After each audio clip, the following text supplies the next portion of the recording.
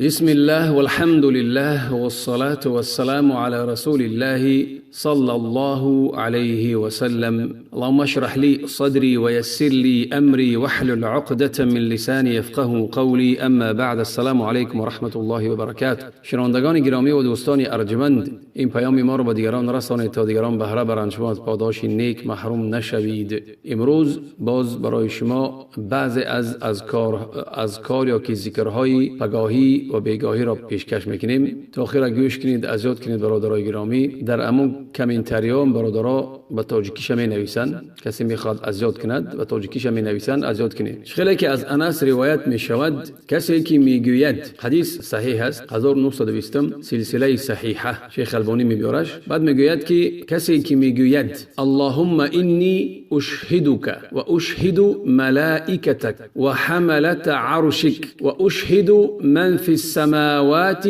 و من فی الارض انک انت الله لا اله الا انت وحدك لا شریک لك و اشهد ان محمدا عبدك و رسولك. پس پیغمبر میگه صلی الله علیه و سلم که کسی که یک بارش میگوید در یک روز، این وابسته به پگاهی و بیگاهی نیست. اون که حدیثی که هم خیلی همین آمادگی است به همین مانند و پیغمبر میگه پگاهی و بیگاهی، اون حدیث ضعیف است. یکی این حدیث مقید نیست به پگاهی و بیگاهی، در یک روز میتونی گفتن همین ذکر. پس میگه کسی که یک بار میگویدش همین ذکر، الله عز وجل یکی او را از دوزخ رها میکند. کسی یک بار میگه، کسی دو بارش میگوید همین ذکر در یک روز، پس الله عز وجل بگیم که 60-70% از دوزخ آزاد میکند. و کسی که سه بار همین ذکر میگوید، الله عز وجل همشه، یعنی همه اعضای بدنش از آتش آزاد میکند. حدیث در امام حاکم است 1920 و صحیح است، به مقید کردن به صبح یا که شام. از این حدیث شرح میتیم، گفتیم سه بار گفته میشود در یک روز، پگاهی بیگاهی نیو سه بار در یک روز. پس میگوید که اللهم انی اشهدک، ای الله من تو را گواه و شاهد قرار میدهم به همین اقراری که به یگانگی تو میکنم، برای که تو الله هستی. و این اقرار من کدام اقرار است؟ اقرار به توحید است، اقرار به همین شهادت است، کلمه توحید. هنگامی که من شب را روز میکنم، هر یک انسان مؤمن باید همه وقت با کلمه توحید باشد، کلمه توحید را همه وقت تکرار کند، اقرار کند. در این امر شکی نیست که خیلی تأثیر بخش است برای نفس انسان، برای نفس موحد. و این خیلی تأثیر بخشی است حتی از جهت نتیجهش، که انسان وقتی که این کلمه را میگوید، کلمه توحید، کلمه توحید خیلی بزرگ است، کلید جنت است، سنگین ترین و وزنین ترین چیز است در ترازو روز قیامت. برای همین انسان میگوید که چی؟ من ای الله من تو را گواه و شاهد قرار میدهم به همین کلمه، که من همین کلمه را تلفظ میکنم و تو گواه و شاهد هستی. باز میگوید که و اشهد ملائکتک، و همچنین برای تأکید، باز برای حاضر بدن دل که این کلمه از دل غافل نبراید، باید بیدار، دل بیدار باشد که این کلمه را باید بگوید. برای همین چنین فرشتگان، همه فرشتگان، همه ملائکه ها را شاهد و گواه قرار میدهم و اقرار و به همین کلمه. و همچنین و اشهد حملت عرشک، باز کرا؟ باز آن فرشتگانی که عرش الله میبردارند، آنها را همچون شاهد و گواه قرار میدهم که آنها بزرگترین فرشتگان الله هستند، که آنهایی که عرش میبردارند آنها را هم گواه و شاهد قرار میدهم. و باز و اشهد من فی السماوات و من فی الارض، و گواه و شاهد قرار میدهم کرا؟ هر یک کسی در آسمان ها هست و هر یک کسی در زمین است. به چیز گواه و شاهد قرار میدهم؟ که انک انت الله، که تو الله هستی، لا اله الا انت وحدك لا شریک لك، تو الله هستی، نیست معبودی بر حق شایسته عبادت مگر تو، تنها تو هستی و شریک نداری و شریک و همتا برای تو نیست. و اشهد ان محمدا عبدك و رسولك، و گواهی و شهادت میدهم که محمد صلی الله علیه و سلم بنده و فرستاده توست. حدیث امام حاکم روایت کرده است و صحیح است. به تقیید به گفتن صبح و شام میتونید یک روز بگویی 3 بار، به پگاهی و بگاهی مقید نیست. باز ذکری دیگری که پیغمبر صلی الله علیه و سلم ما را امر میکرد از ابی ابن کعب روایت می شود. این امام عبدالله ابن احمد در زوائد المسند و امام طبرانی میبیارش و همه خیلی دیگر، امام احمد 15367 و امام نسائی در سنن کبرا میبیارش. حدیث صحیح است. شیخ میفرماید کان رسول الله صلی الله علیه و سلم، عبدالرحمن میگوید کان رسول صلی الله علیه و سلم اذا اصبح یقول، در روایت دیگر پیغمبر صلی الله علیه و سلم وقتی که صبح میشید میگفت، یا که صبح که میشید ما را می آموزاند که بگوییم که اصبحنا علی فطرت الاسلام. اصبحنا یعنی که صبح شد، صبح وقتی صبح در آمد. اگر بیگاهی باشد ما میگوییم که امسینا علی فطرت الاسلام.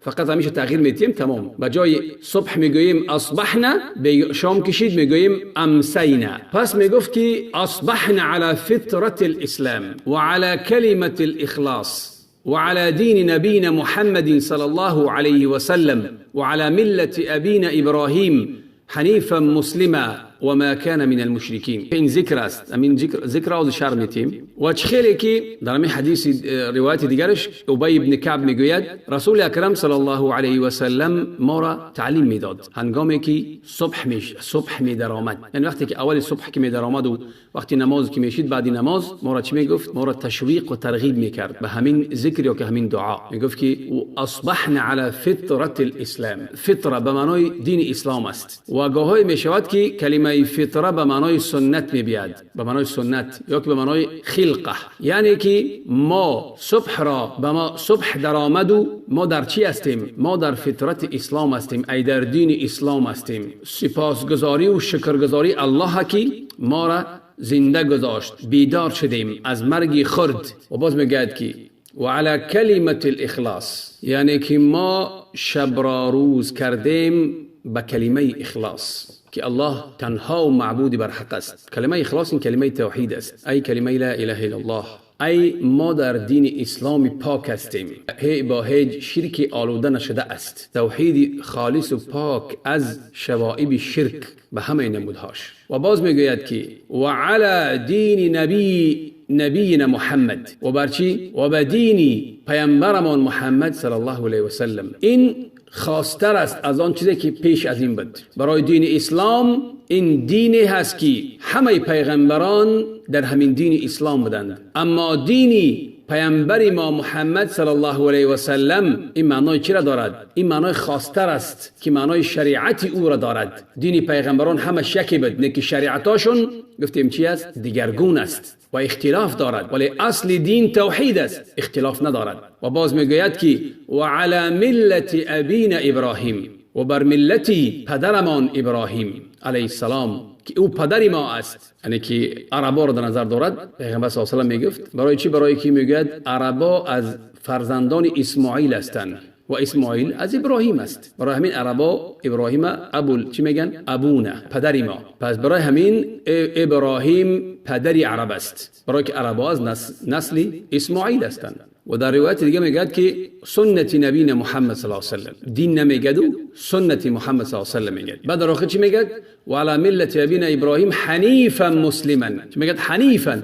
حنیف ای دور از شرک یا که پاک از شرک، که متوجه است به دینی راست، دینی مستقیم. مسلما و ما کان من المشرکین، مسلمان بود و از جمله مشرکان نبود ابراهیم علیه السلام. ای ابراهیم علیه السلام پیرو و کاملا فروتن برای چی بود؟ برای الله، و تسلیم شده بود برای دین الله و به هیچ شرک و به کفر میل نداشت. پاک بود و مسلمان بود و هیچ به شرک و کفر آلوده نبود. دین ابراهیم علیه السلام. باز ذکر دیگری هست، ولی این ذکر از روی اسناد یا که سندش ضعیف است، ولی از روی معناش درست است. یک ما برای شما میگوییم همچون ذکر بگویید، دیگه باکی ندارد. یکی همچون ذکر همچون معناش صحیح است. خیلی که معناش صحیح است. میگویی که اللهم ما اصبح بی من نعمت او باحد من خلقك فمنك وحدك لا شريك لك فلك الحمد ولك الشكر.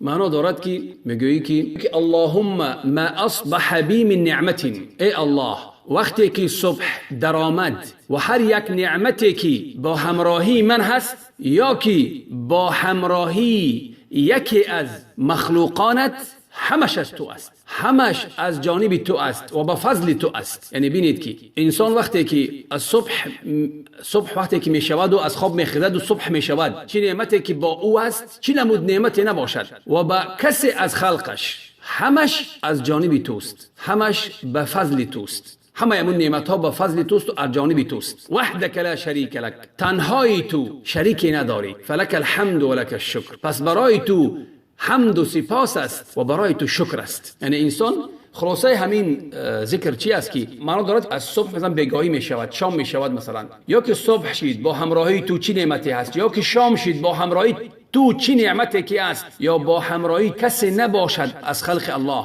چی نمود خلق نباشد. همه امون نعمت هایی که با همراهی ما است از جانب توست. این اقرار است که تو اقرار میکنی که همه نعمت هایی که در ما هست، از بینایی و از شنوایی و از دست و از پا و از سخنزنی، همه این نعمت ها از جانب تو است. و چی نعمت هایی که غیر این مال و فرزند و چیزی داریم همش از جانب تو است. تو تنهایی، شریک نداری. پس برای تو چی؟ در اینجا ما میبینیم چی کار میکنیم؟ الله شکر میکنیم. برای تو شکر است، ستایش است، سپاس است و همه شکر برای توست، همه شکر برای توست، نه به غیر تو. باز همه خیلی دیگر یک ذکر دیگه هم هست. این ذکر هم چی است؟ اسنادش ضعیف است، لیکن معناش صحیح است. همه خیلی معنا دارد که لیکن همچون ذکر نیک. اصبحنا و اصبح الملك لله رب العالمین. اللهم انی اسألك خیر هذا اليوم فتحه ونصره ونوره وبركته وهداه. اعوذ بك من شر ما فيه ومن شر ما بعده. بگیم همین دعا را هم بگیم میشود. دعا کنیم همین. میگویی که اصبحنا، ای چی شد؟ صبح در آمد. اگر بیگاهی باشد میگویی امسینا، بیگاه شد، شام شد. اصبحنا و اصبح الملك لله رب العالمین. ای اصبحنا، ای وقتی صبح برای ما در آمد. این ما در درس پیشینه شرح دادیم. و همه ملک برای کی است؟ دارایی ملک و پادشاهی برای الله است. الله که پروردگار عالمیان است. بعد مثل دعا میکنی، میگویی که ای الله، هر آینه من تو را میپرسم از بهبودی و خیری همین روز. اگر شب باشد میگویی همین شب من تو را میپرسم از بهبودی و خیری همین روز و کشایشیش و نصرتش و نورش و برکتش و هدایت و راهنماییش. دعای نیک. باز میگه و اعوذ بک من شر ما فیه، و پناه میبرم به تو از بدی آن چیزی که در همین روز است یا که در همین شب است، و شر ما بعده، و بدی آن چیزی که بعد آن می آید. همین دعا را هیچ باکی ندارد که انسان بگوید. بجای اصبحنا میگوی امسینا. بجای میگوی که من تو را، ای الله من تو را میپرسم از بهبودی همین شب باشد شب، روز باشد میگوی همین روز، هم قفر دارد. این بود باز یک خلاصه درباره چی؟ درباره همین ذکرهایی که گفتیم. باز انشاءالله درس دوام دارد. تا آخر گوش کنید برادرای گرامی، از یاد کنید ذکرها و دعاها را بگویید، خیلی برکت میابید انشاءالله. از دعای نیک خود ما را فراموش نکنید. السلام علیکم و رحمت الله و برکاته.